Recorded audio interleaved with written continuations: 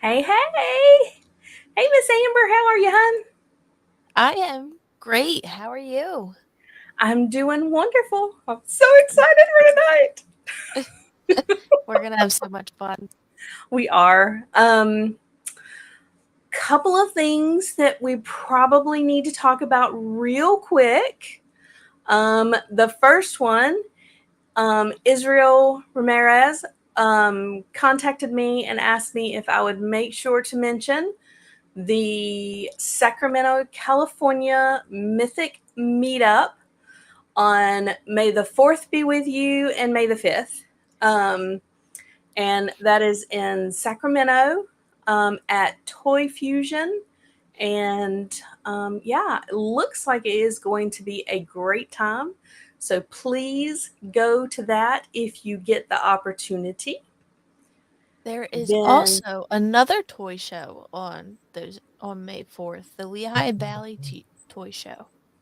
yes, the Lehigh Valley. Yes. Are you going to that one? I will be there. Yep. So everybody go see Amber, the Lehigh Valley, if you're on this side of the country. Yes, please. Maybe we And can talk and maybe I'll interview some people. that would be awesome. I love Yeah. it. Yes, that would be fantastic. And then we have ending tomorrow is the Pop and Swap Stars. Um, Again, it ends tomorrow. One Yep. entry, um, tributes, purple. What are the other ones? Black and red and overall. Um, get that in so that you can be considered for a winner. Um, and I love seeing those on the Cabal. Those are amazing. So you guys Oh yeah. get your pop and swaps in. I'm so excited to see those. And then, um, oh, I don't know if you guys saw online, but I'm so proud of my demon deacon. Oh my goodness. It turned out so great. He really did. I was so I love pleased. that color. Yeah. And Huh. I tell you, that blue was a bear to try to figure out. It took so long um, to try to figure that out. But I am now working on my wolf because I Mhm. have all the pieces and parts to it. So, still going to be working on my wolf and get that done. And last but not least, because I am true Carolina Blue girl, is Ramses. As soon as we get AS6, I will be hitting that Ramses up and getting him ready to go. So, look at Van Johnson. I love that shirt, Amber. And thank you all. I was so excited for that one. I was super excited that that one came out well. Um, so, all right. Without further ado, because we have the Queen of Queens here in the Legion's Lady today, and we are so excited. You guys, please help us welcome the absolute most wonderful Nikki Nikole with Nikki Nikole Customs. Hey, Nikki! Hi, everyone. Hi. We are so Thank you for having excited me to on. have you Great to on be here. today. Me too. I'm Yay! happy to be here. Well, we are big fans from way back. Amber and I have both been so excited to have you on and have lots of questions and stuff for you. Um, Before we get into that, I think last night you were part of a Kickstarter that finished up. Is that right? Sort of. I helped James out from Fox Forge Toys, so he had the Galactic Valor line on Kickstarter the last month or so, and I did some of the paint masters for that line, and I was working on those pretty much rushing to get those done right before the last Legions Con because he was there and he wanted to show them at that show. So I was hustling right before Legions Con. I did not go to Legions Con this year, unfortunately, but it was nice to be able to contribute at least to the show in that way. But yes, so I painted some of the paint masters, and I was very excited that the Kickstarter funded. We were a little worried there a couple days before the end, but it rallied in the last 8 hours. It rallied about 20,000. So wow. I was pleasantly surprised. He was over the moon. So yeah, we're really excited. That is awesome. Well, that is so cool. Fantastic. Excuse me. That is fantastic that you were able to help with the paint masters with that. I love that because your painting is so amazing. So great. Thank you. All right. It's really cool to just do some different things that are a little bit out of my wheelhouse or a little bit out of what I would normally do just for my own creation. Right. That's fantastic. So let's get into some questions for you. I know that as we go along, of course, the comments, people are going to be talking about things that and have questions as well, probably follow up to questions that I have. 1-6 Shooter Trevor said, hell yeah, so happy for them. Walter says, congratulations on that. Rob Zamora, I have a question for Nikki. How you doing? Joey Tribbiani voice. I heard it the first time you said it in that voice.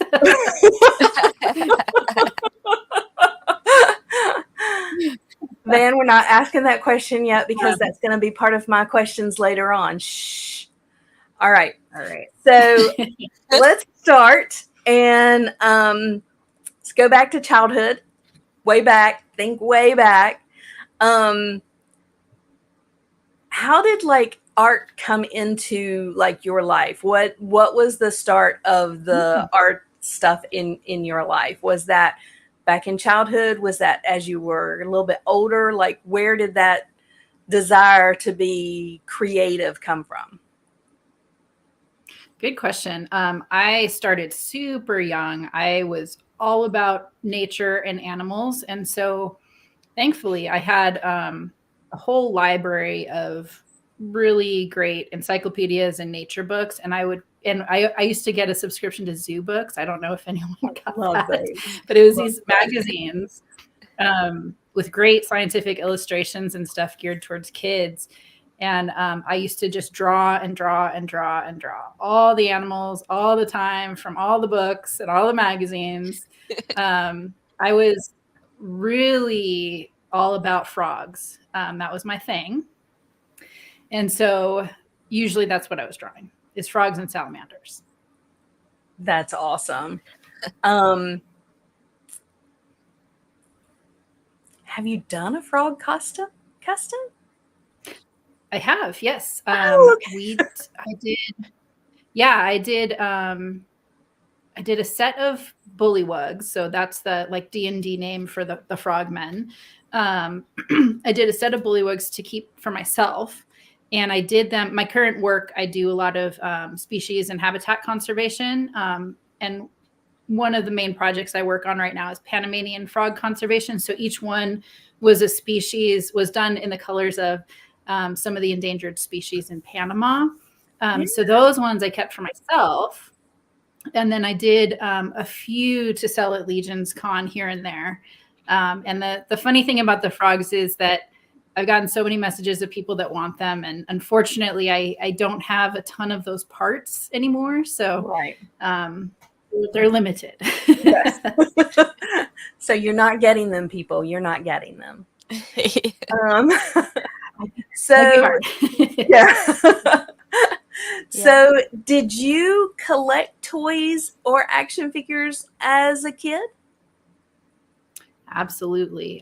Me and my brother was probably my inspiration for that. So I started kind of off on my own with My Little Pony and Strawberry Shortcake when I was really young.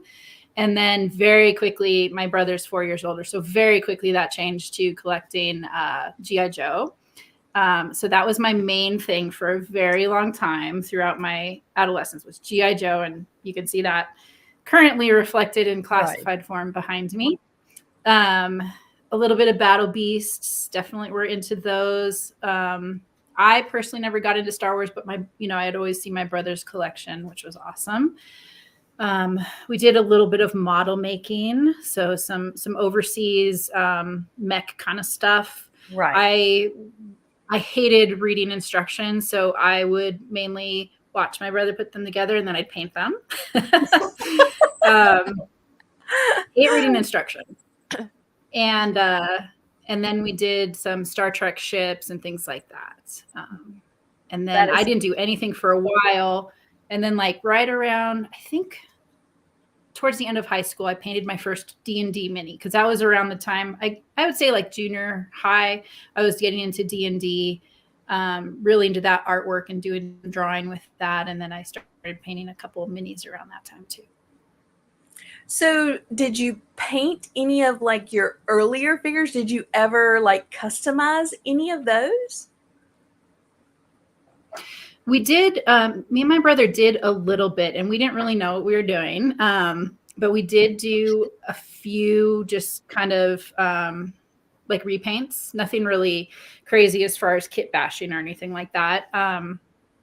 Because we were a bit snobbish as far as like the taking care of our figures, and we didn't want to pull them apart. Right. I had a stepbrother who was a little reckless with his figures, and his stuff, his G.I. Joes were always loose and stuff, and we'd be like, oh. Because we always took care of our figures. So, that's childhood stuff. Anyways, but yeah, we did some repaints. That is fantastic. So, did you pursue art in college? Like, is that did you go to pursue that as like? I know you're doing conservation now, but did you do it as like try to get into that career? I had an existential crisis right at the end of high school because I was very torn. I have a scientific side and an artistic side, and I did not know that those two could be merged as a career.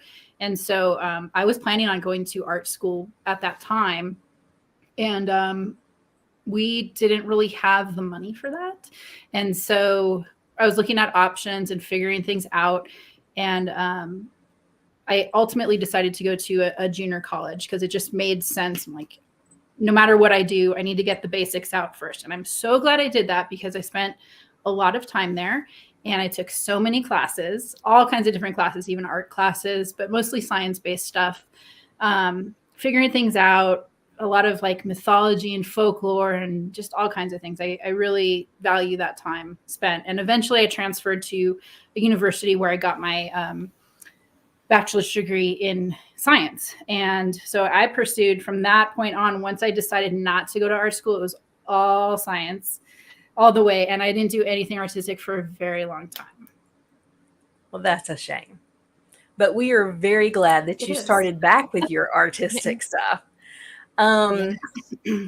So when you collect more like after college and stuff, like when did you get back into like collecting figures, or did you ever go away, or did you just add to your collection, or how did the action figures kind of come together? Where was the point where you were like, oh, I want to collect again? Yeah, I definitely didn't collect. I stopped collecting probably around 8th grade when you're starting to get, more social and and that kind of thing. And it's not cool anymore and all of that. So I started again right before when the Four Horsemen first had their Kickstarter. And I was really into TMNT at the time, I think it was right around 2013 or so. But it's really into TMNT, and it kind of the nostalgia part like really started calling me back. I'm like, man, I used to be so into TMNT. What, and I just started looking around and figuring out stuff to collect and found some cool stuff. started collecting some Transformers and some other stuff. And it was all about nostalgia then, because it was kind of coming back to, you know, what I used to collect as a kid. Right. And then right around that time too, I saw the Four Horsemen Kickstarter, and I just started like sketching out ideas of, you know, I learned that those parts could be swapped. I just started sketching out ideas because I had a really strong Dungeons and Dragons pull. And I was also coming back to that as well. And I was like, I just want to make characters. That's all I want to do. So when you started collecting, so you were in from the Kickstarter, like, did you get the whole kit and caboodle from the Kickstarter? Did you get all of the figures or whatever when they did the Kickstarter? Yes and no. So I watched the Kickstarter end, and then they opened it up for like the first pre-order, I think. Oh, okay. Right? So it was directly after the Kickstarter ended. I found that company actually through I found it because I was collecting some TMNT, and then I came across some of the Gothotropolis birds, and I was like, holy cow, these are so cool. And I ordered my first one, and it was I bought it off eBay, so it was expensive already. And it was the most I'd ever spent on action figure. And I felt so like worried and nervous about it. I ordered the Is Ramirez figure, the Quetzalcoatl inspired bird. Yeah. And when I got it in hand, I was just so blown away. I'm like, oh my God, this thing is crazy. And I was so careful with it. And that's how I found the Kickstarter. I saw that it was ending. And then I jumped in on the pre-order, and I'm like, oh, I'm just going to I was collecting a little bit of Predator at that time too. I'm like, I'll just get a knight to go, you know, for my ancient Predator character to hunt in medieval times.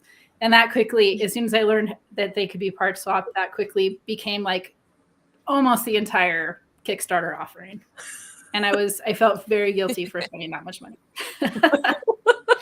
I'm sure. So your first figure that you had in hand then is the Israel Ramirez Gothotropolis bird. Is that right? Yes, I got I got the Is figure. I got the flamingo, which I still have. I still have all of these.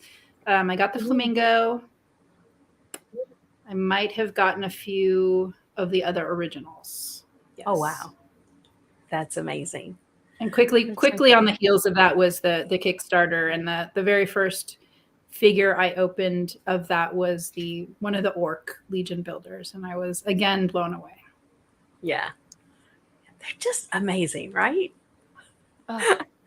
Okay, yes. So do you collect Mythic Legion, as in, do you have a collection of them that are the way that they came out of the package? Or have you pulled most of them apart, used parts, and designed your own? I would say most of my collection is customs. However, I do enjoy getting certain as-is figures. So if I can get a figure in hand and look at it and be like, wow, this is perfect. I don't feel like I need to do anything. I would say one example of that recently was, let me grab him really quick and hopefully he doesn't fall off his stand. One example of that recently was this guy from the Poxis wave. Amazing. Definitely not going to touch this. It's just perfect. And it was my favorite of the wave. And I just really enjoy this figure. Very, very cool. So I do have a few of those where I haven't touched, but most of my collection is, yeah. And I have some other shelves throughout my room here and into the hallway of some Legions and some other lines displayed as well. And all often, I don't have space to display everything that I collect. So like, I would say every 3 months or so, I rotate out what's on display. Oh, that's cool. I love that. Yeah, that's neat. That's a great idea. It's like a seasonal refresh. Yes. So like at Christmas, do you like display like more Christmassy stuff? At Halloween, do you display more like Halloweeny stuff? I mean, definitely. I have a small shelf in the hallway, and that's like the seasonal display. So I got some NECA Universal Monster stuff. I have a relative who was an actor, and his likeness is displayed in as the Wolfman. So I got that's what got me into the whole Universal Monster thing. And then the Christmas stuff, it's mainly been Fresh Monkey Fiction and a little, obviously, of the Krampus and that kind of thing. Right. Gotcha. And we're going to get to that other thing that you mentioned on later down, but we're going to wait because I've got it in the question. So, and this is more process, I guess, is where I want to go with this. Like, when you're looking at the figures that they are getting ready to release, like when you look through like figures that are getting ready to come out, do you see the possibility of what those figures can be? Do you start like designing at that point? Do you get them in hand before you start thinking about what they can be? Kind of talk to me about that process. Yeah, I would say a little bit of both. Definitely front loaded with, as soon as I see the picture, I'm analyzing what parts are in it, and figuring out, okay, first of all, is it a figure that I just want to keep as is, or am I not really jamming with that character design and kind of want to use those parts to make my own characters? So that definitely takes place ahead of time. That being said, a lot of the customs that I've done have just been, I have all kinds of like parts bins and things like that. And sometimes I'll just sit on the floor and just get all the bins out and start just putting things together. And it's really relaxing and just really organic. So I enjoy that process as well, but they're two very different processes. Yes, they Actually sounds like a lot of fun. And I am kind of notorious for like spreadsheets and lists. And so, yes, while I'm waiting for an order to come in, I will definitely make spreadsheets of parts and planned characters and all of the things. Oh, that is so fantastic. That is amazing. Got to be organized.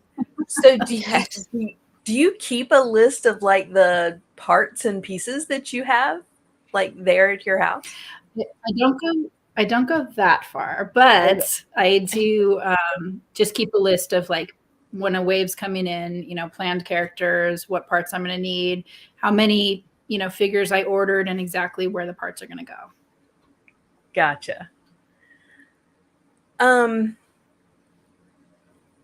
So you're in your mind, you're thinking about, customs and stuff. Like, do you go on to some of the websites that have the 3D printed parts and look through them to see if you can find pieces and parts that match what you're looking for? Do you create those? Do you have somebody that can create those for you? Kind of talk me through that process. Yeah, I'm pretty familiar with like I think I stay up on what's being offered. I follow a lot of the 3D parts makers. So sometimes the character creation process can come from just following them. Like I'll see like a head or something like that. And be inspired to create a character from that. And then I have to go to the Mythic Legions library and see, or other action figures, and see what, I can use to make that character from that specific head. Often the dwarves pull me in that way. Somebody will make an awesome dwarf head. I'm like, I got to make another dwarf. So let's go. I have like a little hobby closet, like directly in line of sight for me. And I have about 40 dwarf heads that don't have bodies right now that I've already painted. And so at some point, I will have to make bodies for them. But yeah, definitely kind of keeping in touch with the 3D part making community. And it's another way to make characters as well. That's amazing. So you have 40 dwarf heads that are already painted? Yep. Did you order it's kind of Go ahead. It's kind of I was gonna say it's kind of a cool way, like a abridged way, if you will, way of displaying like a character collection, because I see all their heads and faces, and I know the possibilities, but it's not taking up a whole shelf or multiple shelves. It's like all just on the wall in my hobby closet. fantastic. That's so perfect. So, did you order any of the dwarf bodies from like the ISS sale in order to be able to customize those for your dwarves? I used to buy a lot heavier than I do now. So I do have a lot of parts stocked up in my closet. So at some point, yes, I'll have to dig in there and start making characters. I do like some of the new parts as well. So incorporating some of the new and some of the old, but I do have a lot on hand already, which is great. That's awesome. So you've covered this a little bit. There are some customs that you have that are very meaningful to you. Like in your collection, do you like the customs that you create? Do you decide like when you're creating it, this is mine, or this one's going to be sold? Do you go back and adjust that? Do you kind of make a decision maybe later on? Oh, I've made this, I'm tired of seeing it, I think I'm going to sell it. Kind of what is your process on what you're going to keep and what's possibly for sale? I would say all of the above. It honestly, like when some of the, if you get a character that requires a lot of 3D parts, like a full kit of pauldrons and all of the things, not just one head, it can get really expensive, and so it's not really, it doesn't make financial sense to resell it necessarily. So usually those where it's like a full kitted out custom, those are the ones I'm going to keep for myself. There's a few exceptions to that, but overall I'd say I would keep those for myself. So the more elaborate things. Sometimes I'll have an idea that isn't really my jam as far as what I want in my collection. A great example of that is all of the Motu tributes that I've done. I wasn't ever really into Motu. I was peripheral to it because my brother was collecting it. And so the colors and everything are really inspiring to me, but it's not something I want in my collection. So all of those I did pre-planned with the idea to resell them. So yeah, kind of all across the board with those.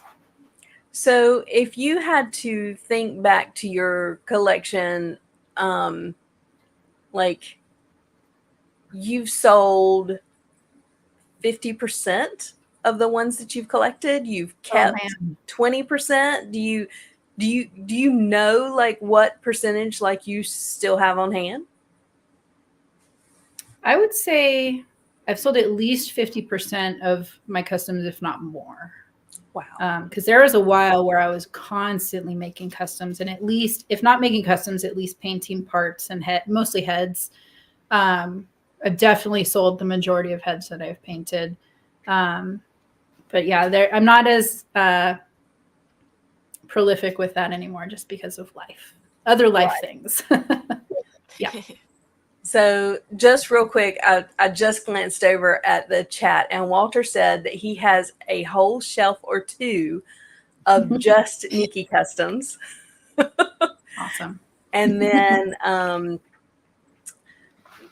Greg, formerly the Brute Scale, Greg that works at the at Four Horsemen, said Nikki painted a lot of heads for me.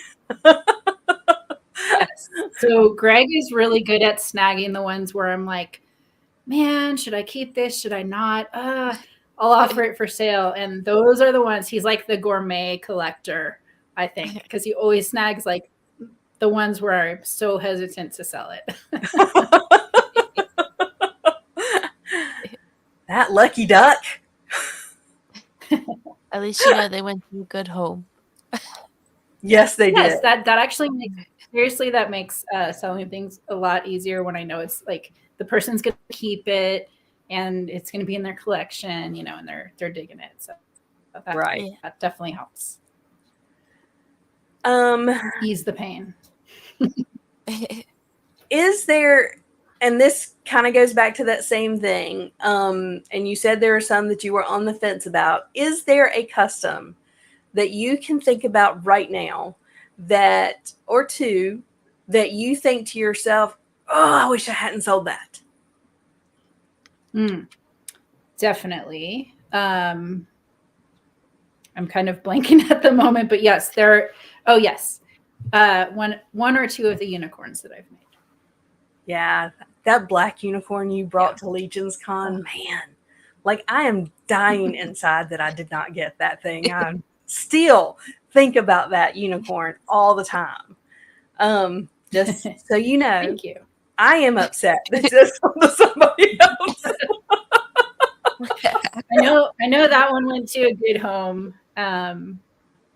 But still, yeah, it was, I was always, I had back in the day, and this is totally going to age me, and that's fine. I don't care. I used to have like Trapper Keeper folders with really cool artwork on them. Yes. And there was unicorns, and there was like black unicorns on them. Yes. I was always like into that. So yeah, super cool. So I was not an action figure collector when I was a kid, but I did collect unicorns. But I was very specific on my unicorn collections. They had to have the lion tail, because unicorns in mythology had the lion's tail rather than the horse's tail. So I would not purchase it myself or want it in my collection if it did not have the lion's tail on it. And so I was very, very adamant when people would be like, oh, she collects unicorns. I'm like, don't give me one unless it has the lion's tail. And everybody's like, what are you talking about? I was like, mythology says that it is not a horse.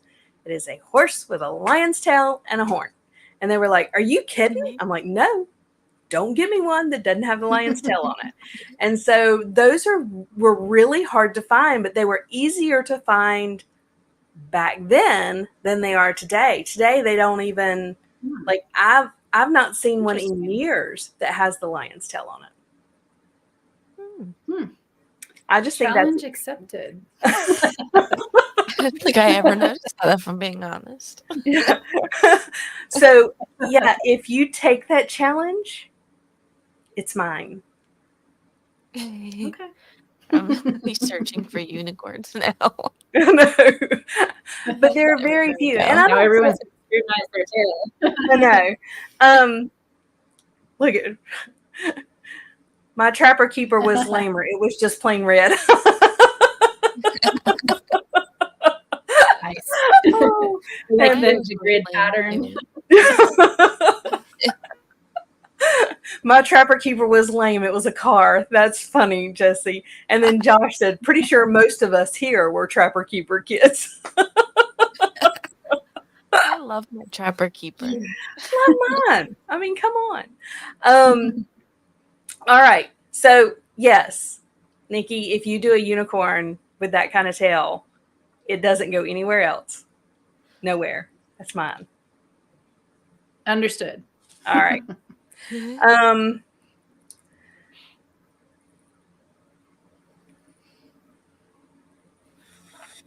Other than the frogs that you spoke about earlier, which mean the world to you, is there another custom that you have that you would never even consider selling? Yes. One, because I put a lot of time into it and because it's hard to replicate, there's actually two. So one is I made a ogre scale version of Brontis using a blanking on the name, the first Cyclops that they offered, Archimedes. So I used both our body, repainted the head, repainted the entire thing, and then I added sculpting detail for the bumps like Brontis has, and painted the whole thing and that I wouldn't, like, even if I had it on my table and somebody offered me an obscene amount of money, sure. If they offered me, you know, like $30,000, sure, I'd sell it.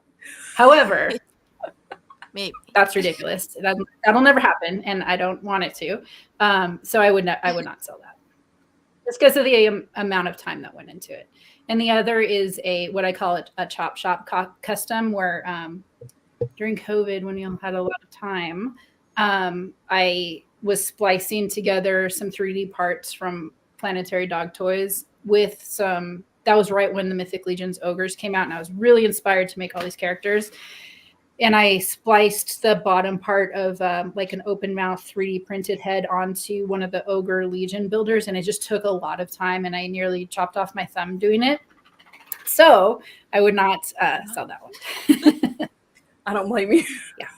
It's getting crazy. And no, people, the turtles are not for sale. Don't even ask. Oh my goodness. Okay. So there is do what? Josh in the chat, he's like, so there is a number. 30,000. Josh, if you offer her $30,000 for that thing, I want it to happen right now. Please, no one. Just right now. I just want you to go ahead. Okay. What are your, like, do you have a favorite brand of paint that you use, or a favorite brush that you use? Is there a difference in like the brushes that you use than what you can, go to the store and buy? Or is there something special about them, the reason why you use them? There's definitely a huge difference. And once I both paint and paint brushes, there are paints and paint brushes out there that will work for you in a sense, and you're not fighting it so much. And once I understood that, I think my painting improved by a lot.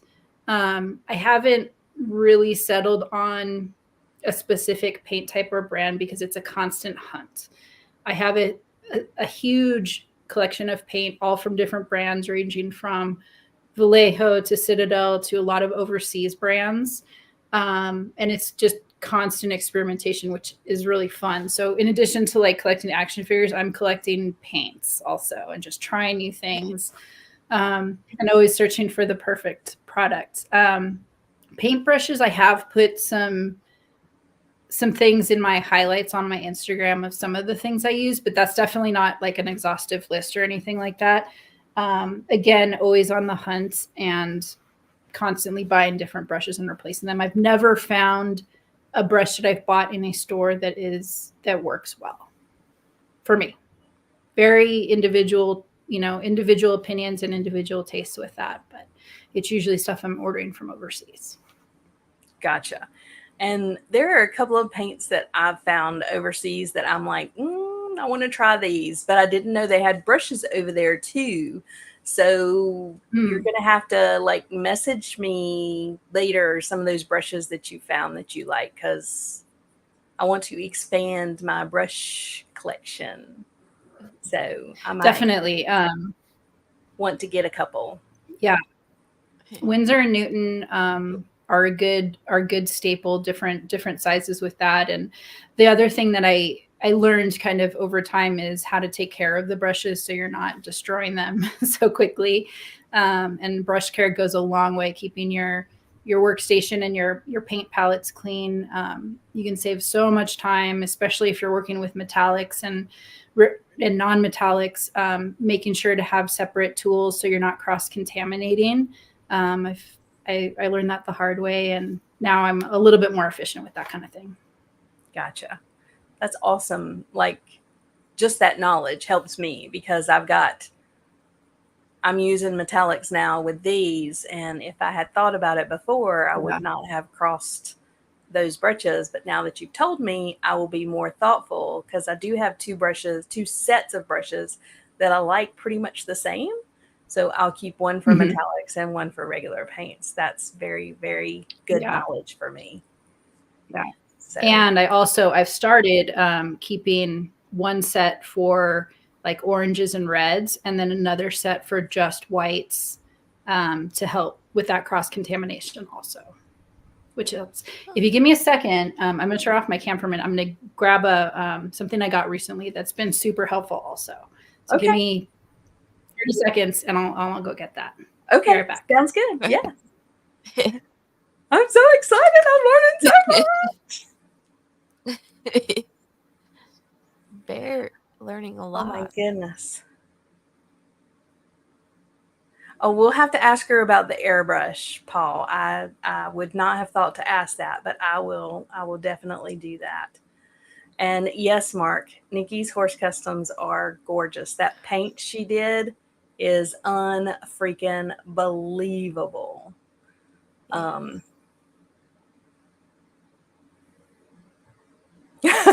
Walter the Mad, GoFundMe, Nikki Nikole custom goal 30,000. Oh, Walter, we love you Everybody so gets a much. weekend. Josh Brown said GoFundMe too. Oh my goodness, you guys are a hoot. Look at you. Cow person, yeah, that was a great one too. Josh Brown, can we can timeshare? Can we buy shares of Can you imagine? Josh is, I don't roll that deep. Oh, we're just going through some of these comments, Nikki, and they are hilarious. So Walter the Mad said, Walter said, how did he phrase it? GoFundMe, Nikki Nikole custom equals goal 30,000. Awesome. Oh, somebody else was saying, can we go in and share it? Can we buy shares for that custom? Was Alex, and Josh said we can timeshare it. Josh said, sorry, I don't roll that deep. Everybody. To be clear, I have never or would never sell a custom for $30,000. So, okay. Yes. So recently, Whoa. I saw this product, and I asked my friend Eugene, because I know he was using it for a while. I saw it advertised and I was like, that looks really intriguing. And I asked Eugene, I'm like, hey, I think you have one of these. How does it work? And he's like, it's working great for me. But make sure you get two, one for metallics and one for regular paint. And so it's just, instead of using a paint jar with water in it, this is just like a way to help preserve your brushes, but also make sure you're always using clean paint water. So you fill this with water, you throw that on there. In theory, throw that on there. It fills up this little basin here. And as you clean your brush, you like basically flush the water down into this basin, and it helps make sure that you're always using clean water for your brush. And it helps preserve your brushes as well, because you're not like mashing your brush in a jar. There's like little ridges on here that kind of help clean your brush without too much mashing of your brush. And it's a lot. It's just been really great for workflow when you're painting. So I have two. I made sure I put an M on this so that I know I'm always using this for metallics, but this has been great. And this is from greenstuffworld.com. They have a lot of great paints and a lot of just really cool tools. It's mostly miniature focused, but there's stuff that's applicable for action figure customizing as well. So I highly recommend that. Coolest thing I've ever seen. Yes, that is amazing. Now look at me going on Amazon trying to find that tomorrow. Yeah, I don't know if they have them on Amazon, but greenstuffworld.com, it is an overseas company, so it does take a little bit to ship. Sometimes they have stuff in stock, I think at like a distribution center in the States. But this is called Brush Rinser. Super cool tool. And Eugene's been a great help to me with things like this. That is fantastic. Yeah, yeah, I'm gonna have to look at green. Did you write that down, Amber? Yep, writing it down. Okay. She'll send it to me later, Got so my I'll be pen able to go handy. order it. Look at her being all Always efficient. prepared. Do you remember your first custom that you sold? Ooh, I remember my first custom. I honestly don't remember the first one that I've sold. I'd have to kind of go back and look through a few years of Instagram posts to figure that out. Yeah. Okay. Do you do like commissions? Can people contact you and say, hey, can you do this? Is that something that's on your radar or no? I have in the past. I did quite a few commissions for a few people over the years, and it is difficult because it's not necessarily your own artistic impulse that's guiding it. You have to take direction from somebody else, which also comes in with professional work, obviously too. And what I didn't like is at the time of doing the commissions is just the pressure of time. Like I really like to take my time. I'm not going to be painting every day. I have a normal job. I have, two normal jobs and other things, other commitments. And so just having that kind of pressure over my head was difficult. And so I did commissions for a time and then I stopped. But those things that I mentioned also enter into the equation with professional work. So it's striking a balance between having lots of time and being able to do my own stuff, or even taking a break from painting completely, which I do need also, and taking that kind of work. Yeah. Yeah, absolutely.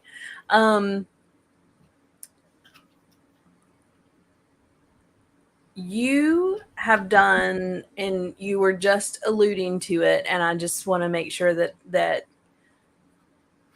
I'm aware. You have done paint masters for Galactic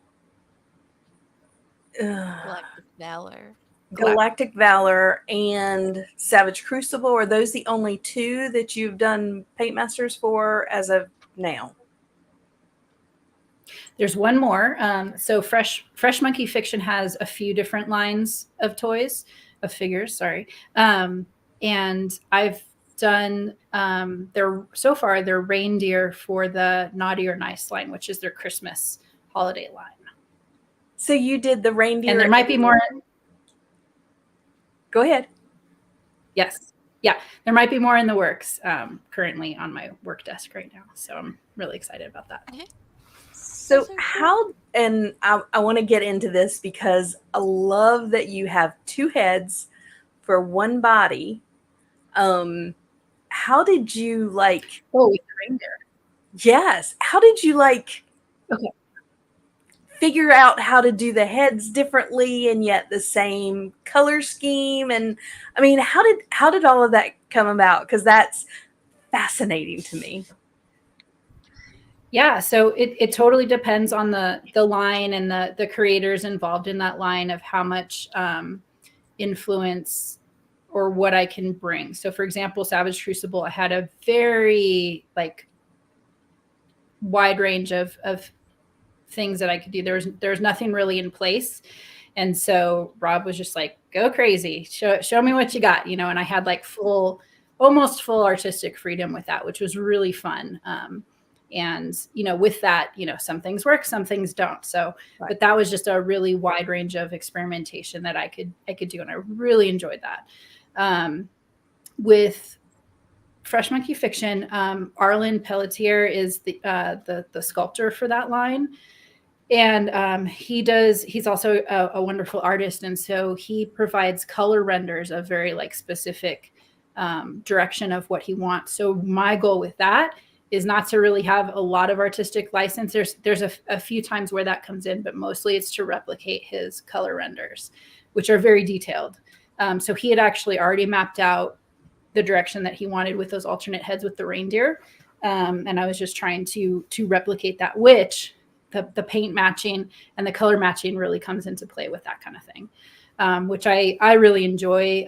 Dennis actually helped me quite a lot when I first started customizing with paint matching and just troubleshooting with that, which I really appreciated.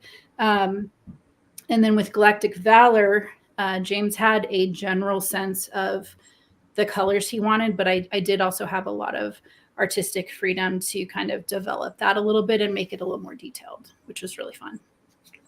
That is fun. That's awesome. Do you still collect Mythic, Cosmics, Figure Obscura? Obviously, you have Poxus, so yes. Yeah. I definitely had to slow down across all collecting fronts for a while. It's because I had some family stuff going on with parents and things like that. So I had to slow across the board. I'm still collecting a few things here and there. Yes, still collecting some mythics here and there, but definitely not like I used to. When I first started, it was all about world building, and I wanted, 10 different orcs and all of different classes of orc and everything. But honestly, after 10 years of collecting, my shelves are full and I have a lot of those characters. So now it's really like the bar's higher now of characters that I want to add to my collection. And even customs I want to add to my collection because I've done a lot. So yes, the bar's higher. I'm much more picky now of what I'm adding. And it's not so much like army building and world building with Myth Legion. So Gotcha. Definitely still collecting that. Figure Obscura is hit or miss for me.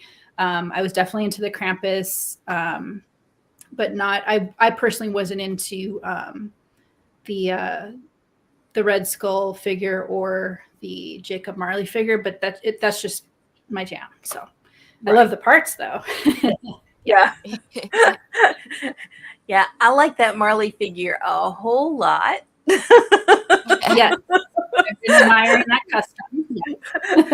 It was perfect for me, especially when Steve Biscotti did that head. Yeah. Okay, and so let's take a look at some of your works in progress to start with. I am going to add these up here. Going to see if I can move me down. Nope. It's not going to let me move me. Come on, let me go down. Nope, not going to let me move me. Okay, so I was trying to put me down. Oh, there I go. Gotcha. Okay, so let's talk about these are your works in progress that you have, and you sent me some amazing pictures, and I'm so excited. So these are 3 shields. So who created the shield themselves? Yeah, so these are all from PlanetaryDogToys.com. So Seba and Julie. He did a whole variety of different shields, and this is something that I really don't like painting weapons, but the shields, because it's a specific design, was kind of up my alley. So I just recently decided to try my hand at painting these, which I have really enjoyed. So I'm probably gonna get more. It turned out fantastic. Amazing. Yeah. So where did you come, your thought process, especially on the blue with the kind of purpley outline, the silver, when you looked at it, what made you go with that color combination with that? With that one, and these aren't quite done yet, so I'm still working on these, but right. that equine shield, it's a hippocampus, and so that really reminded me of a lot of Greek mythology, and it just so that brought in the sea element, and so that's why I chose those colors. And I had just gotten in that kind of periwinkle metallic, and I wanted to see what I could do with it. So this was a lot of experimentation. I'm probably going to change the interior design metallic color to be a little colder so that it matches better with the teal and the periwinkle color. That periwinkle is gorgeous. When I first saw these, that was like, that is a beautiful, beautiful color. Yeah, these are gorgeous. And I know that you're not finished with them, but wow, just incomplete. They are amazing. Right. Okay. Thank you. So Yes. this is the next one that you sent. Can you tell us a little bit about these? Yes. So, keeping with Greek mythology, I was working on some Medusa customs. I have one that's slated to sell, and then I'm going to make one for myself to keep. So with that, I wanted a Perseus and eventually a Pegasus, if anyone eventually makes a Pegasus, which I know somebody will at some point. So these are the two heads that and these are customs I'm going to keep. So these are the two heads that I selected for Perseus on the right-hand side. That is a head from myactionfigurecustoms.com. I believe it was sculpted by Lee Robinson. Correct me if I'm wrong. And then on the left is a head by Planetary Dog Toys. It's a Perseus with the helmet from the famous statue. So I wasn't sure. I like both of these sculptures, and so I'll probably have like a headstand in front of the custom once I display it with both, so I could switch them out and kind of rotate that. But this is an eventual Perseus custom. That's fantastic. And then here's another view of those. So you get the side. Yeah, you can kind of see the helmet on there. That is just beautiful. And then I was in awe. So this is when I saw this. Oh, thank you. This is my work in progress Medusa that I will be selling eventually. I've dropped the ball on this custom in terms of I started this probably a year ago, and it has just sat unfinished for a very long time, just because I've had so much going on. So eventually, I don't want to be rushed, but eventually I'll finish this and offer it. Obviously, one of the challenges with the head in particular with this figure is extremely fragile. And so I'm going to be really hesitant to ship this. So that'll be challenging. No, it won't, because somebody that lives close to you is going to say, I got to have that. I mean, it is freaking amazing. Yeah, they're just going to call you up and say, I'm coming to get it. On my way. So I did a close-up of this head. So, I mean, your paint apps are just freaking out of this world. Out of this world. She is thank you. Gorgeous. It's a constant, it's a constant challenge and struggle with in particular human heads and things like that. It's never easy. It's always a challenge. So that's a good thing. But yeah, like the depth you get where it's so much darker in the creases and so much lighter in certain places. And yeah, you know, the highlights that you put on, I mean, her makeup, for goodness sakes. I mean, just, I am in awe, And, you know, I do the little customs and I think, oh, these are so good. And then I look at yours and think, I got a ways to go. There's painters out there where I definitely say that same thing. A lot of the miniature painters out there, I'm like, oh my God, I'm amateur hour up in here. So there's always, you can always compare yourself to someone else, but everybody has to start somewhere. And really, I think the best comparison is to compare against yourself, like what you're capable of now, what you're capable of in 6 months and a year. Because man, I look at some of the first stuff I did and I was like, oh my God. Yeah. So I can't believe I was that bad. So evidently Trevor has already put his name down for this one. When you get it finished, just call Trevor. You don't even need to post it. He's already said I need this. Awesome. Oh, and then you sent me the side view, and just again, the depth on that tail, and it is just amazing. I love what you have done here. And then I did a close up of that because I just wanted to really see like that detail, and I'm just gonna say it is beautiful. Thank you. Yeah, Seba did an amazing job sculpting this, and being a reptile and amphibian person, I really appreciated the detail that he put into each individual scale. It's very realistic, so I really enjoyed that. Yeah, the sculpt on this, you're right, that is fantastic. And then from the other side, just beautiful. And then this one is not finished either. And I didn't get any closer with that head since it was only half, but my great day. I mean, oh my gosh. This is amazing. So did that whole head come as a sculpt together? Yes. So this set is sculpted by Jason Rodriguez.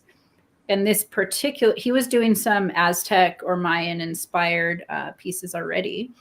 And this set in particular, I believe was made under the direction of Iz. And this set is called Sons of Quetzalcoatl. And this was printed by Noble Bear Customs. So he did a couple of variations of this set. This is the undead version. There's also a version of a living human head in that helmet. But yes, it's all one piece. That's amazing. Unreal. And how did you? And I did. Go ahead. Yeah, I did a couple versions with this of the different variations of the set. One was a living Aztec. I've done some with the jaguar armor. And I have one of those for my collection, the last one that I did. And then this is the last, I think it's the last set that I have. So this one, I'm still deciding if I'm going to keep it or going to sell it. We'll see. Not sure yet. So where did you come up with like the color scheme here in his, is this something that you've seen photos or something of that, type of color scheme that kind of brought it together? Or were you just like, well, let me see how this works? So this was actually pretty funny. And this happens sometimes. So the previous sets that I did were more traditional Aztec colors of what you'd see in their stelos and paintings and things like that. This one, since it was an undead character, I wanted to like really take it down to like underworld colors. The funny thing is the colors that I first painted on there, I was like, oh, these will work great together. It was like bronze and yellow and something else. And when I painted it, I'm like, this looks like a freaking Thanksgiving turkey. I hated it. A freaking turkey. So I had to actually redo it. So I took out the bronze and just did like blue, purple, and yellow. And that worked a little bit better. So I'm glad I didn't like ruin it completely. I did have to repaint some, but it was just like a total funny moment with myself. I'm like, oh my God. Oh, that is fantastic. Oh, funny. Okay. So here it is from this side, and you can really see that sculpt inside of that. It's beautiful. Yeah. And then this one is not quite finished. He's amazing. Are you gonna leave him like with the two different eyes? What's your thoughts there?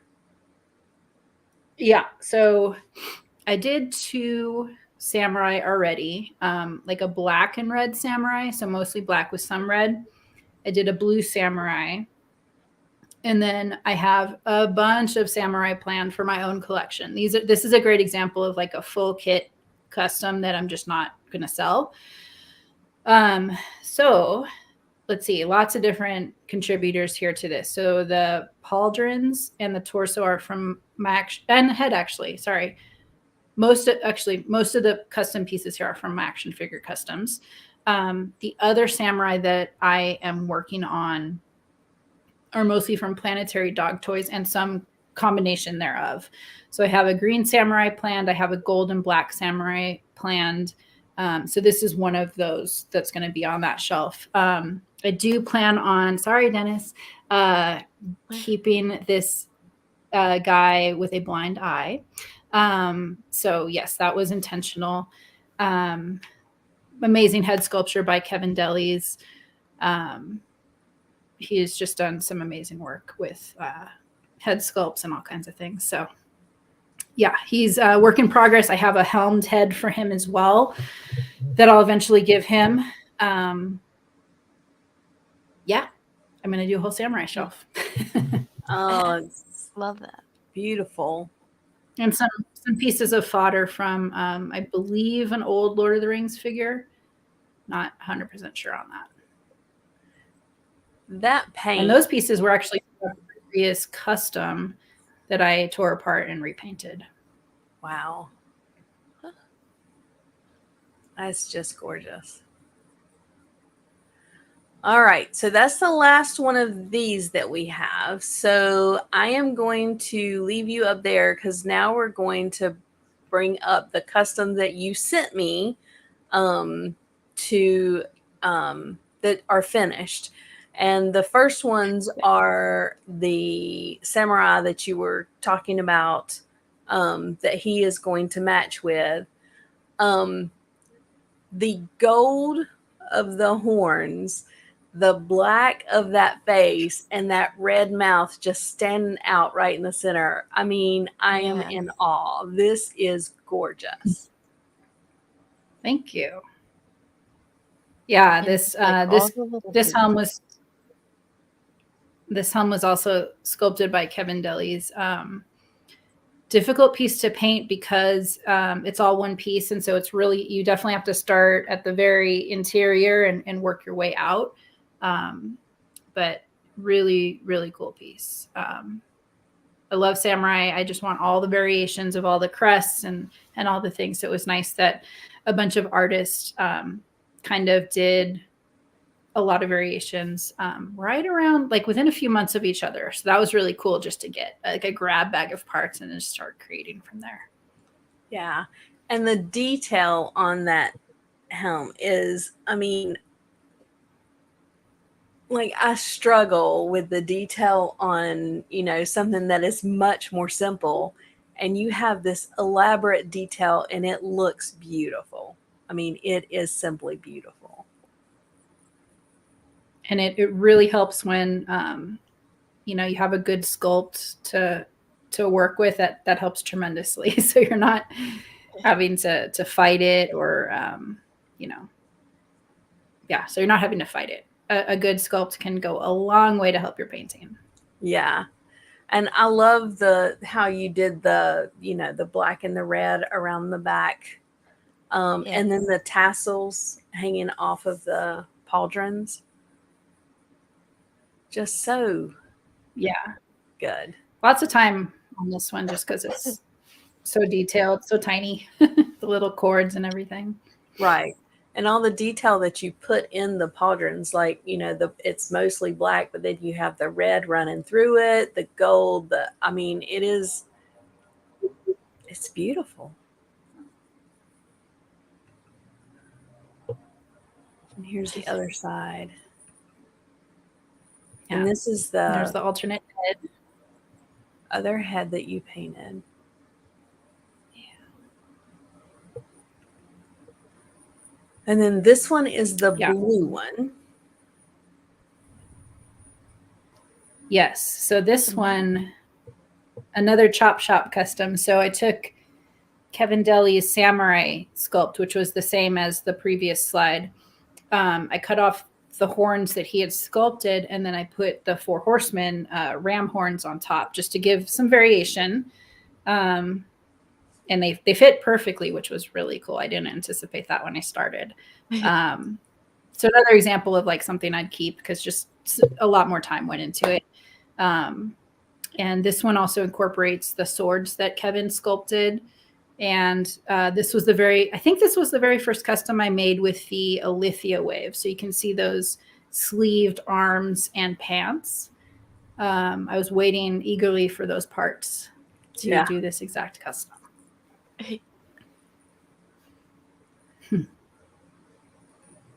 And with this guy, I did want to leave, he has an alternate unmasked head too, but I wanted to leave his eyes white on this. It was kind of a hearkening to TMNT when they put on their, when they're in battle mode, their eyes get white. So that's why I left the eyes white.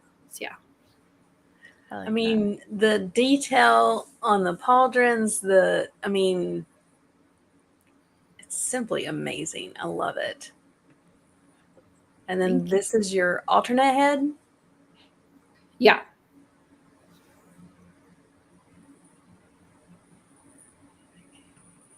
And I have, those are actually pictured on those NECA headstands. So that's a great way to display alternate heads. I think some folks have also made like 3D printed different types of headstands to display those alternate heads, which is nice.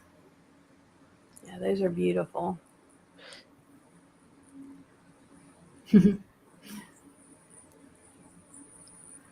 So tell us about this one. Is this actually glowing? Yeah. So this year I'm like, I just want to try some wacky shit and do some different things than I normally do and just experiment more. Because, after several years of doing relatively the same thing, I just wanted to do something different. And, when you experiment, you're going to fail sometimes and some things will work and some things don't. So you got to accept that consequence, right? So this one, I did a couple snowmen. These are from Planetary Dog Toys. I did a couple snowmen with like standard paint apps. And then he started offering some pieces in clear resins of different colors. And so I'm like, okay, well, let me try something new. So this one, there's just very minimal paint apps and it's mostly showcasing that translucent resin.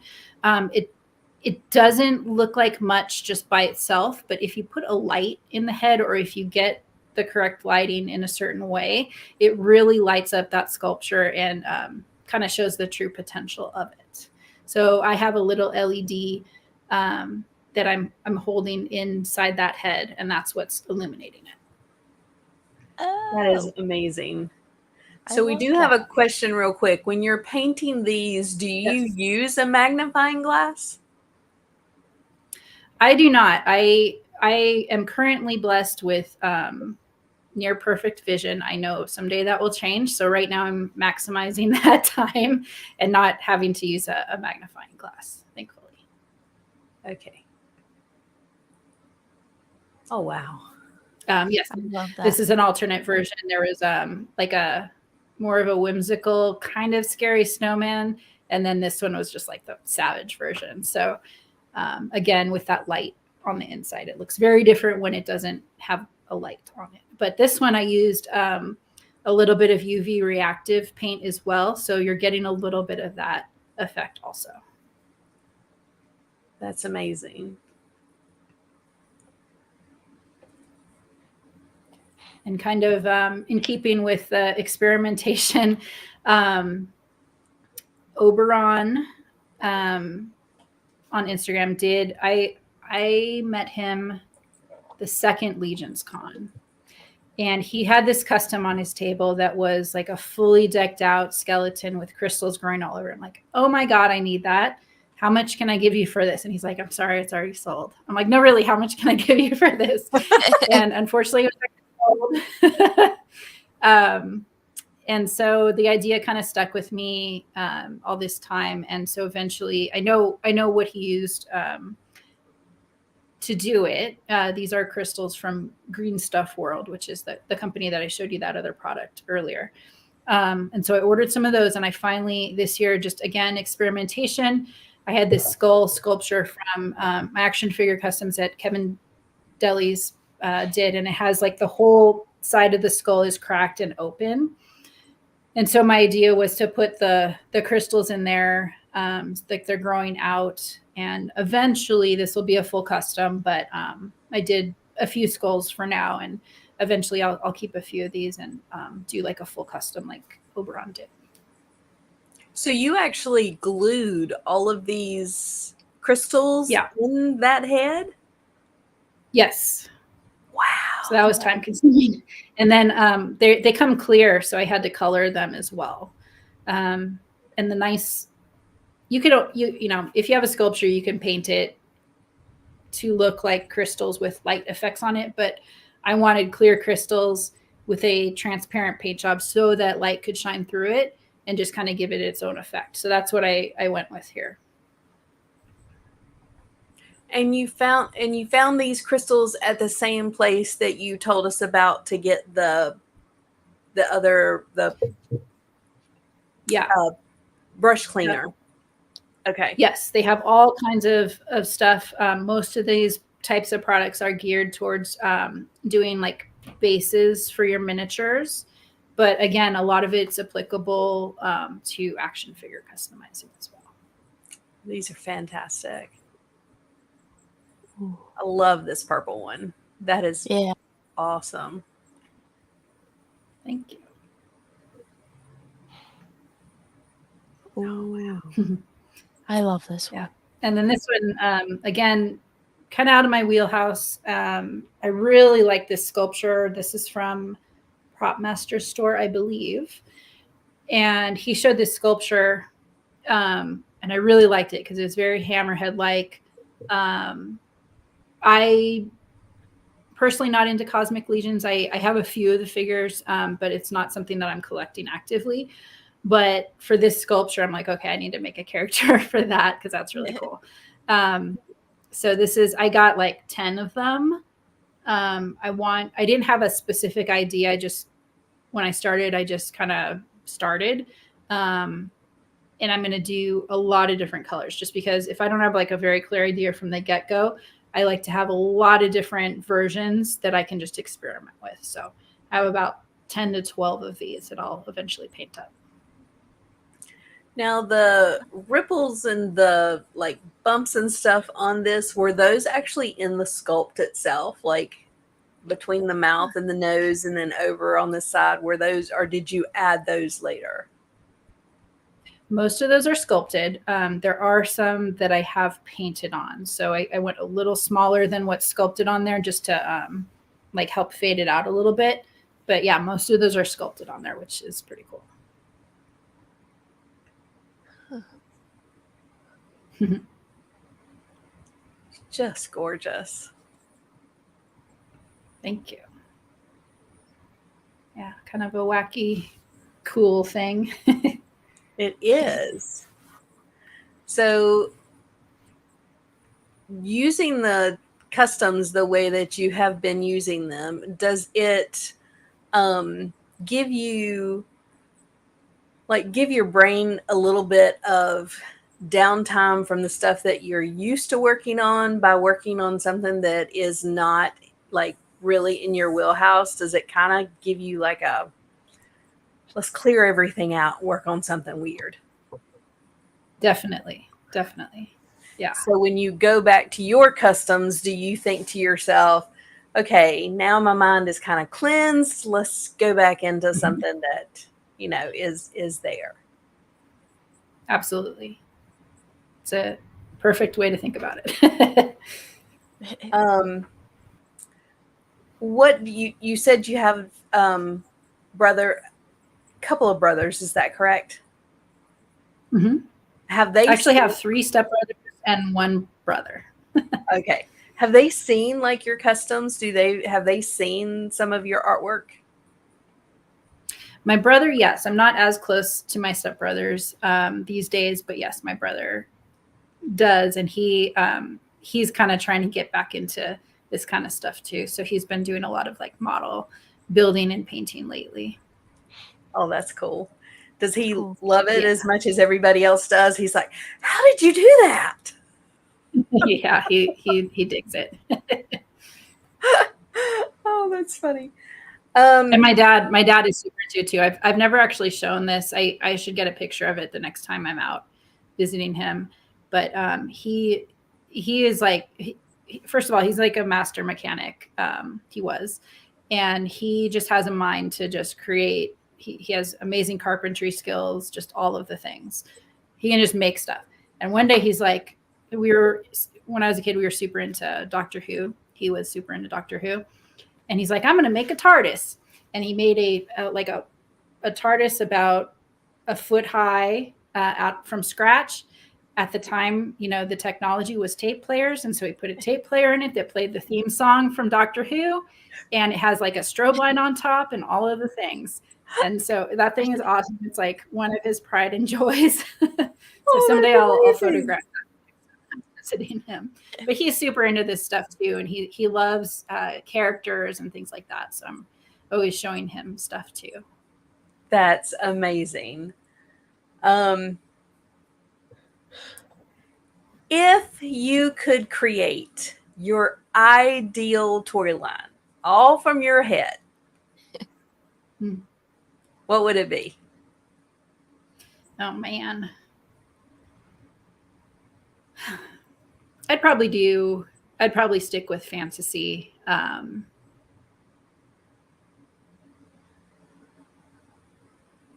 have to think about that a little bit more. But yeah, definitely in the fantasy realm. Yeah. In the fantasy realm. Well, and it covers a lot, but it also narrows it down a lot. So you would stay in the fantasy kind of group. Definitely. A couple of people over here have asked the question, and I am going to pose it to you. Is there a possibility that you're going to be at Legion's Con this year?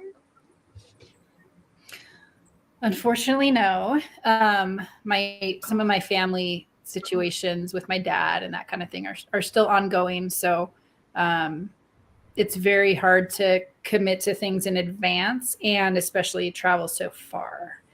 Right. So unfortunately not this year. I might be on the East Coast this year. We'll see how things play out. But unfortunately, it's like kind of last minute decisions with some of these things. But I do plan on making it out to the East Coast, hopefully this year.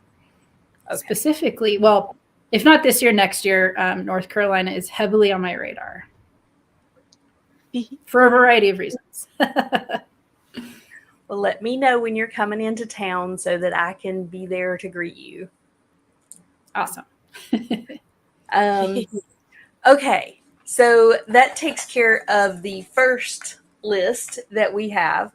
And before we go into the second group of stuff that we have, give me a moment, because first of all, we want to thank Immortal Collections for your sponsorship for our channel. We truly appreciate it. And they have generously given us a beautiful red cape to give away on the show tonight. And so here it is, so you can see it on a figure. Cape only, guys. Cape only, not the figure. But you can kind of see the way it looks. It is gorgeous, beautiful. So if you would like to have that cape, let me share. Beautiful piece. They do great work. They do. Yeah. So we're going to allow, and then, oh.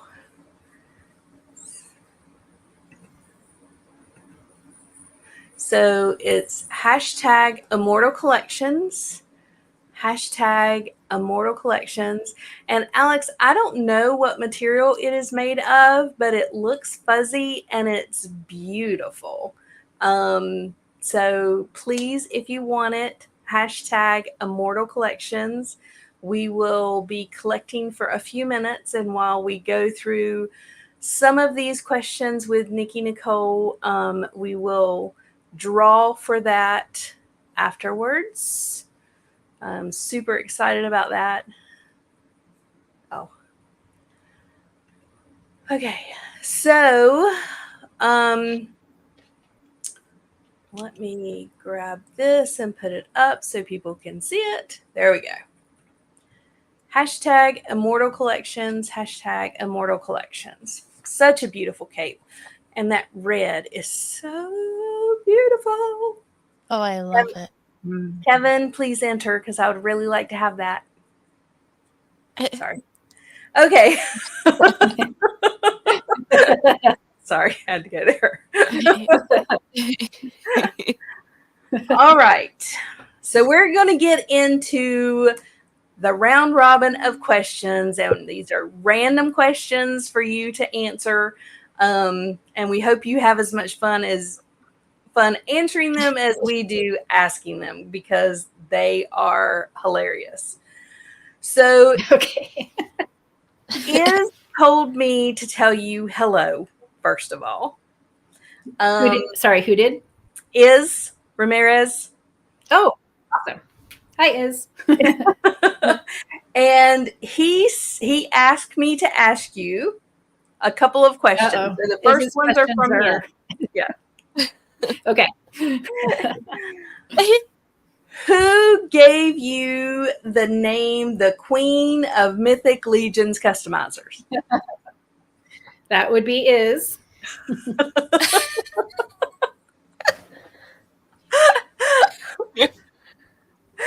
I blushed then and I'll blush now.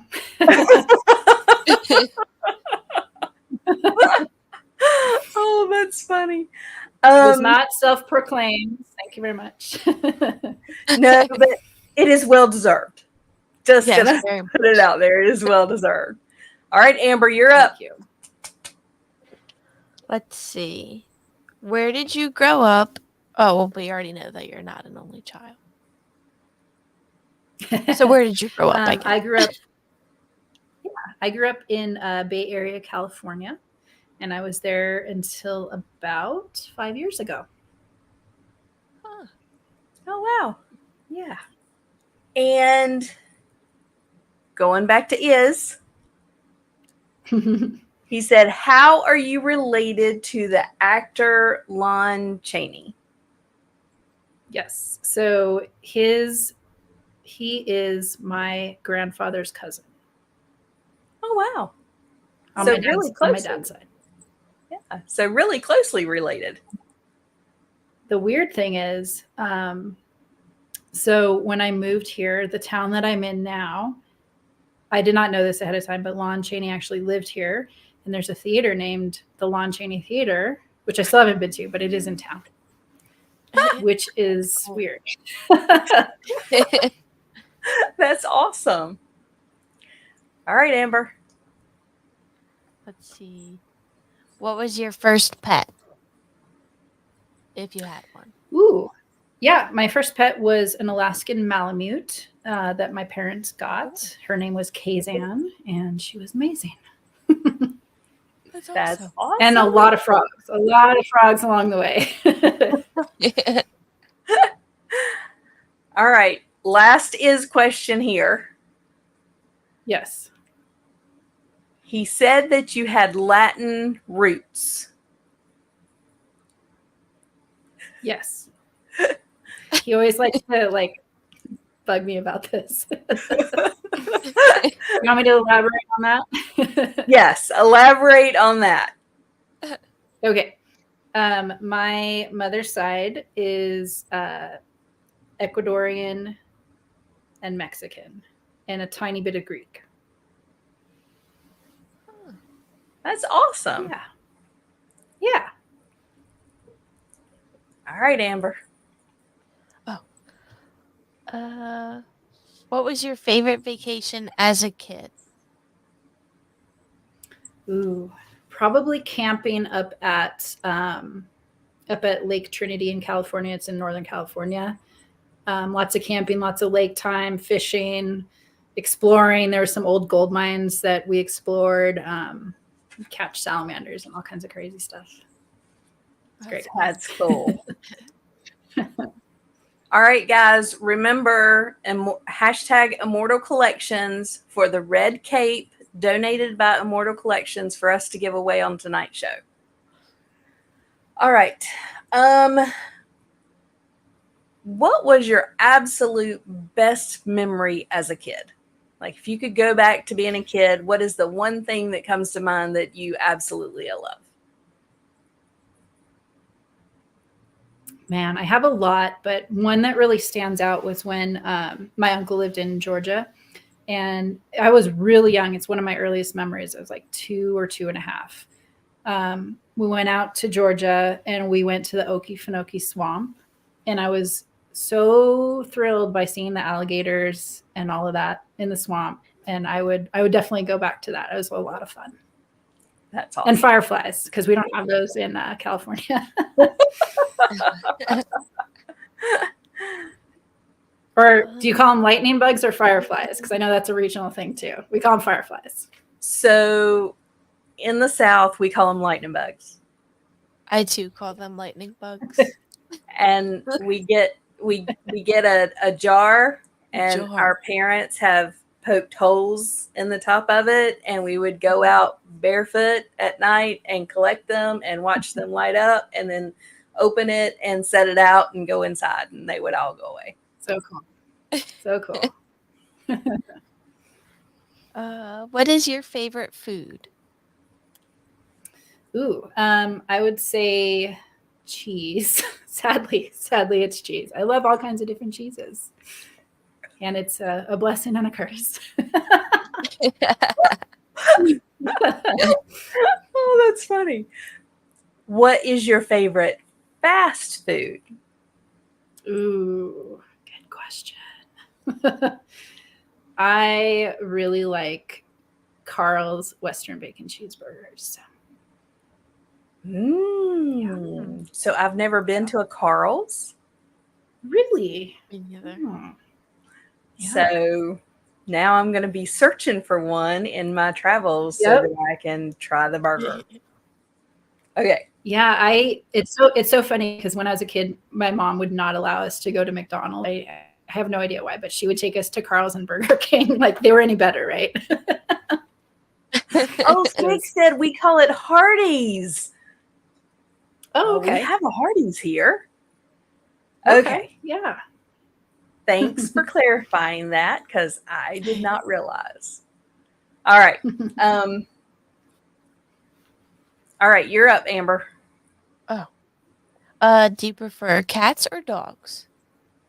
I can't choose one. I like both for very different reasons. I have a dog and a cat. One is snoozing. My dog is snoozing on the couch right now. My cat is nowhere to be found right now. But yeah, I grew up with both. So I really can't choose on that one. I guess if I had to choose, like if I could only have one for the rest of my life, that would be hard. I think I would choose a dog. I think I would, but it would be very difficult. Now, somebody earlier asked us to ask you about your black cat. So is your cat black? He is. He's around here somewhere. He has not made an appearance. On the last stream I did, he was like all up on me. So, so what's his name? His name is Romeo. And no, none of my passwords are pet names for the record. That is awesome. I love that. What is your favorite holiday? Definitely Halloween. Halloween for fun, Thanksgiving for sentiments. Gotcha. Yep. Good picks. Yeah. What is your favorite pizza topping? Ooh, this is going to be controversial. I do love some pineapple on that pizza, people. So good. I do too. I know. All right. Got to have the sweet and savory together. Yes, I love it. And I do. I love it. What is if you had to pick your favorite sub, what is your favorite sub? Ooh, like Subway sandwich? Mm-hmm.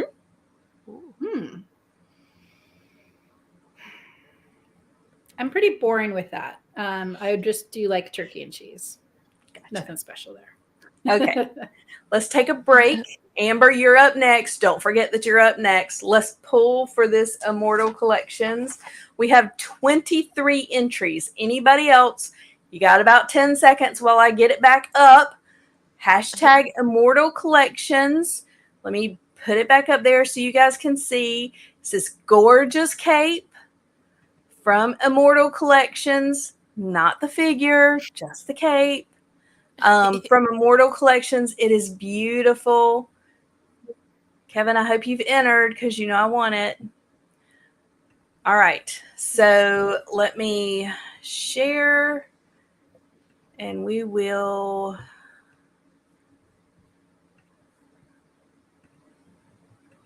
give this away. All right. I got 24 entries and we have 32 people in here. Hashtag Immortal Collections. Hashtag Immortal Collections. Let's give away this beautiful red cape. Okay, and draw.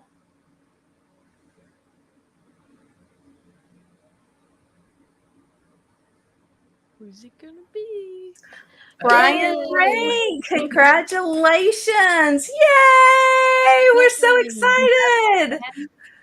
So, Brian, if you will get up with Amber or I on social media through the Cabal or Facebook, Instagram, please message either one of us.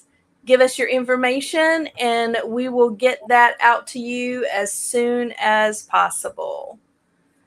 Okay. Congratulations, Awesome. Brian. Especially on that character. Yeah, it is beautiful. All right. Congratulations, Brian. All right. And more questions. All right, Amber, you're up. Let's see.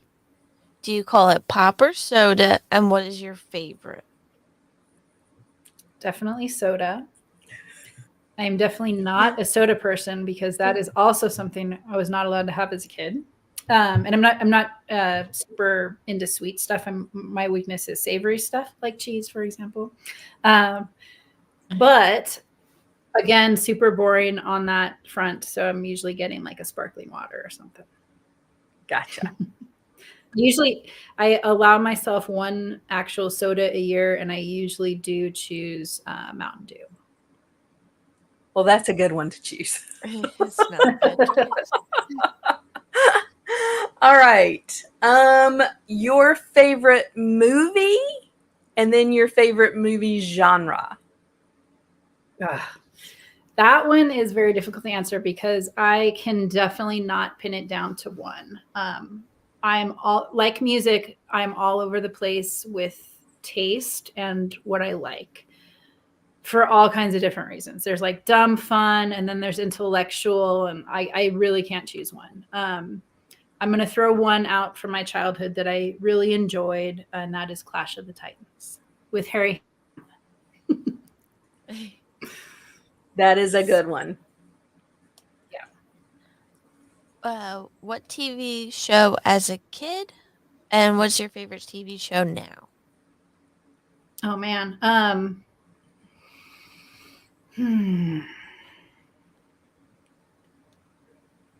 I really liked Three's Company. Coming home from school and watching Three's Company.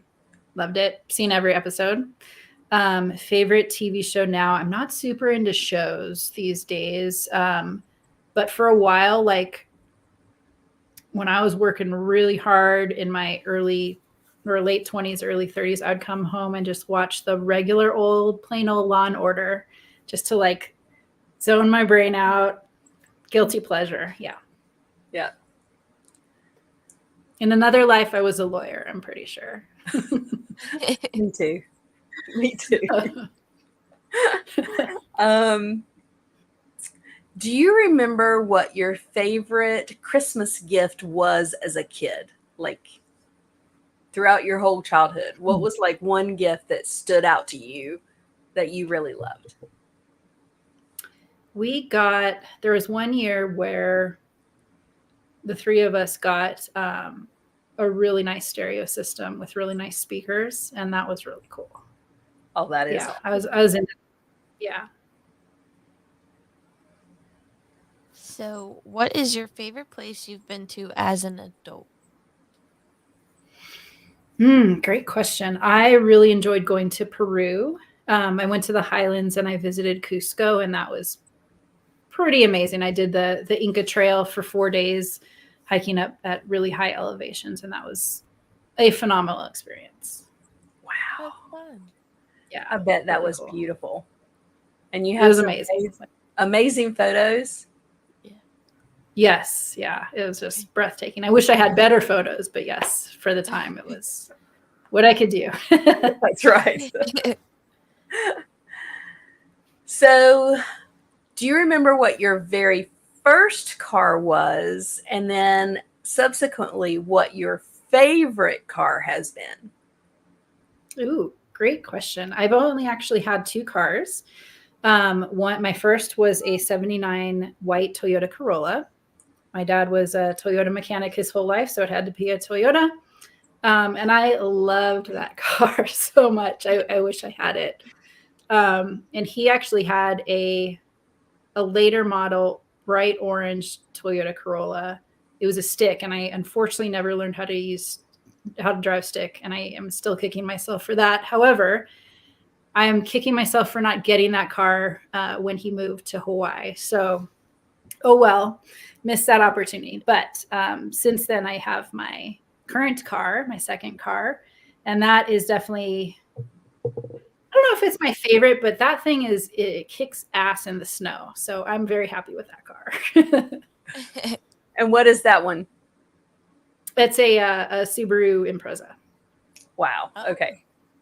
So you have 2 cars that like last forever. Oh yeah, and I'm not a person who likes to get new cars just because, like, I will ride it as long as I can and get the best use out of that vehicle. That's awesome. I don't like to be in debt, so. Let me see. What was your high school mascot? Viking. That's awesome. Yeah. Are you left-handed Actually, or right-handed? Go ahead. I am right. I was just gonna say I actually have some Viking customs planned eventually. That's going to be great. You need to do at least one in your high school colors. I should, yeah. You're inspiring me. Okay. Do you play video games? I do. I have played World of Warcraft since it first launched. So I think it's like 20 years or something ridiculous. But yeah, I grew up playing Nintendo and Sega, Genesis, and all that. I never got into the more modern console games, unfortunately. I kind of wish I had. But early college, I just went right to World of Warcraft because I had a roommate who was playing beta and into it. And that's kind of what re-sparked my interest in fantasy also. That's cool. Yeah. Okay, this is a very difficult and it is a very controversial question. Are you ready? Oh. Sure. Do you put your toilet paper over or under? My mom would kill me if I did it any other way, so it's always over. Yay! So we had a guest on that said she goes into people's houses and if she uses the restroom and the toilet paper is turned the wrong way, she will rotate it and turn it the right way. And I thought to myself, you know, I've done that before. I love it. Just a suggestion. Yeah. Just a quick fix. I love it. Okay. What is your favorite thing to do, like aside from like painting and stuff? I really like hiking. I didn't get to do it last year, so I'm really hoping to get out this year, hiking and camping. Okay. Another big question. How big are you hoping the dragon from Four Horsemen will be? I'm actually hoping it's on the smaller side. I am hoping for like 2 feet ish, just because it is a space issue. So Right. yeah, True. That's true. yeah.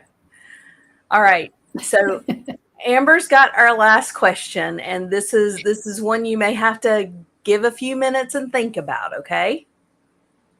All So, right, Amber. what is Got one it. thing that you can tell us that you haven't told anyone else? Oh my We love God. secrets.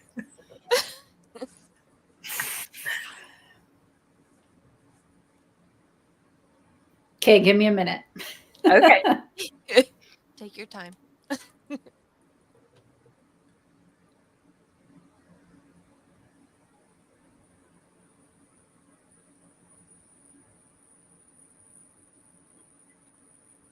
It's a hard one. I know.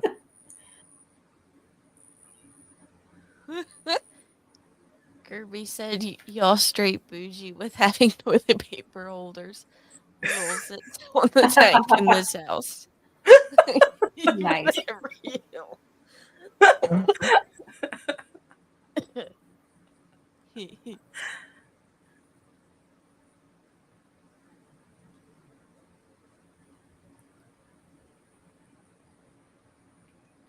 Okay, I got something. It might not be that interesting, but it's something I haven't told anyone.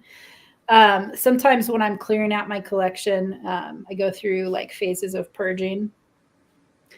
And there have been moments where I've actually just thrown away old customs because I just don't want to deal. Like I'm just like over it or something like that. And my partner caught me the other day, and she's like, "Are you seriously gonna throw? Are you gonna throw that away?" And I'm like, "Yeah." She's like, "Somebody's gonna want that. You should just do a giveaway." I'm like, "Okay, I'll do a giveaway." And it was like my very first it was like a little TMNT figure that I customized. Is my very first custom, so I might do a giveaway. But yeah, that's just some. I get in these modes where I'm just like trying to purge and get stuff out and clear it out. So yeah, I have done that before. Sorry. Oh my God. Never told anyone that. Well, thank you for telling us. We feel very, very appreciative that you can confide in us all the good things. Yeah. So we have one of our guys that said, will you please do an Arctic Batman figure? That's my request, please. An Arctic Batman figure. Not really up my alley of things I do. I was going to say, that's not in what you've actually ever done before. I mean, you've never done like tribute figures Yeah, like I kind of those. yeah, I've done a few Motu tribute figures, but overall tribute figures aren't my personal jam. I've seen some amazing ones from other people, of course. But yeah, not really my jam. And I don't there's a few other lines that I will customize. But yeah, not super into the superhero stuff. Gotcha. From a customizing standpoint. I like superheroes and things like that, just not to customize. So Mira, one of our newer Yes, Cabal Mira. members, and she is as sweet as can be. She asked if you have a favorite Nintendo game. I definitely loved Legend of Zelda and Metroid, both of those very equal. Life Force was another great one, and Contra. If I had those four, if I could only play those four for the rest of my life, I'd be happy. Oh, that's fun.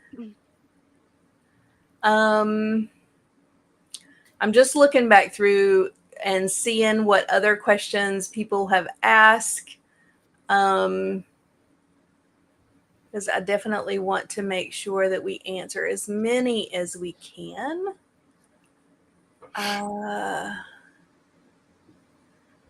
Van Johnson says North Carolina needs more Nikki. It is my initials, NC, so that's right. It makes sense.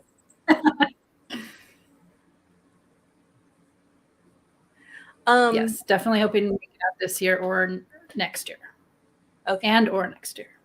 Well, we will be excited to see you. If you come to North Carolina, just message me before you come so that I know that you're going to be here and so that I can make plans accordingly.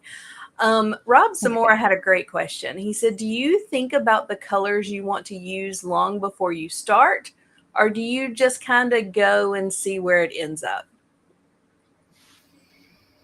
A little bit of both. Usually the former is more frequent, so planning out colors in advance more often, but sometimes I'll just start like with that hammerhead sculpt. I just started and just kind of went with it. Because sometimes, even sometimes I'll have a plan and the sculpt kind of tells you to go in a different direction. So that happens too sometimes. Yeah, because a lot of times once you start using color and you put them together, like they don't go together. Like when you look at them, it right. kind of clashes and you're like, I can't do this. And so then you have to start over. Yeah. Kind of like your turkey. Definitely. Like the turkey. I will be thinking about that turkey forever. Ever. Yeah, Rob Zamora said, so she said she didn't major in art. Oh, that is funny. Almost. All right. So the parallel universe. All right. Somebody said they're down to looking through Nikki's trash. Somebody said, Nikki, when it's trash day, ask you for a friend. Mira said that the ones that you chose were her favorites too. Oh, the games, yeah. Awesome. Yeah, the games that you chose were her favorites too. Awesome. And Hedgehog Action asks, what are your thoughts on the lack of hedgehog-themed customs out there?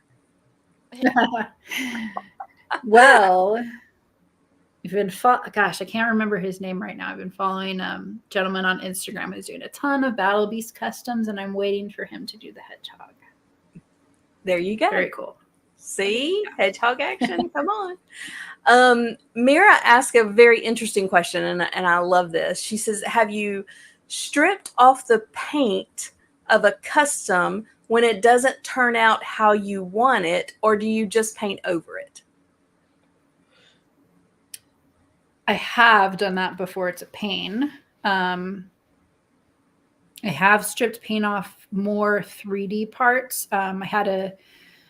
During COVID, I had a really bad incident with a bad can of primer, and it just put like a powdery primer coat on the pieces, and it just ruined like a huge batch of parts. So I had to strip the paint off of all that and start over. And that sucked. I was like, never again. This is so much time. I can't deal. So I usually try to avoid that just because there's a lot of chemicals involved, and it's just a pain. I really don't like that kind of thing. Okay. Yeah. Okay. And last question of the night, Van is asking Nikki, what is your favorite shade of purple? Of course. I would go with an indigo purple. Indigo purple. That's a beautiful purple. Deep, beautiful, gorgeous color. Nikki, I cannot tell you how much I truly appreciate you coming on and talking with us today. It has been an absolute joy. Well, thank you. I really enjoyed being on with you two ladies, and I really appreciate you having me on. It was a pleasure. And thank you, Amber. maybe not anytime soon, but you'll come back on again? Absolutely. Yes, I'd love to. Awesome. Yay. Okay. Okay. Definitely. We truly thank you, Nikki. We truly, truly do. It was great getting to know you better, and I hope I get to see you in North Carolina. I hope I get to see you at another Legions Con. But yeah, keep us updated on where you're going to be and what's going on. We would love to hang out and hook up. Yeah. Absolutely. Like I said, it's really hard to plan right now, but I will try to do as much as I can with short notice. And yes, North Carolina is on my radar. So hopefully get out there soon. All right. Well, we appreciate you and thank you so much. And seriously, unicorn, lion tail. Got it. Noted. I'm there for it. All right. All right. We are going to take you off the screen, go over what's upcoming, and then if you have time to stay, we'll be out with you in just a minute. If you don't, thank you so much, and we will talk to you soon, okay? All right. Thanks, everyone. Thank you both. Thank you. Bye. Okay. All right. Want to throw this up real quick. Upcoming Legion show, pretty much anytime, any day, there's a show coming on. You guys go support our fellow collectors in their shows. You know, we love jumping into those shows ourselves, and so you know, we would love for you guys to go check them out as well.